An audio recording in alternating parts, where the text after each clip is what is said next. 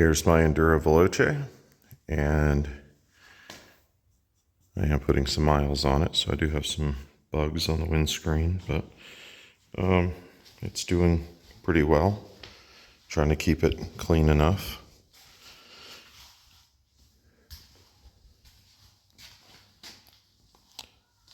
So I did put just a cheap phone mount and a cord on here temporarily until I can get something better set up. What I'm going to be doing this evening is replacing this windscreen. So that's what we're going to do right now. This is the Touring Windscreen for the Enduro Veloce. And if you look, it is taller and wider.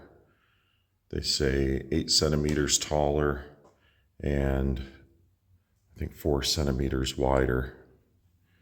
So we're gonna put that on and see what it looks like. I think all that's needed for this is a 4 millimeter, so that's what we're gonna use. Let's make sure, yes. All right, let me take this one off. All right, well that one came off quite easily by taking out those 4 screws. So now I'll put the new one on. There are small rubber bushings right there between the windshield and the mount. If you're not careful, when you take the windshield off, those can fall off, so be careful not to lose them. So because these have the rubber bushings behind them, you do not want to over tighten them. Get them nice and tight, but don't crank down on them too hard, or those rubber bushings will totally compress and probably crack and fall out over time. So just tight, not crazy. So here's what it looks like. It actually looks much larger.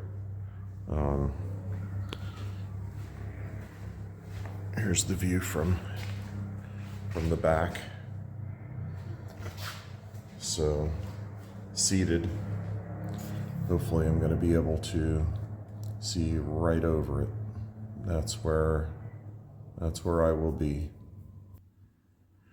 And here is the old windscreen compared to the new one. You can see the new one is wider and taller. So once I get it out on the road, I'll be able to let you know how it is.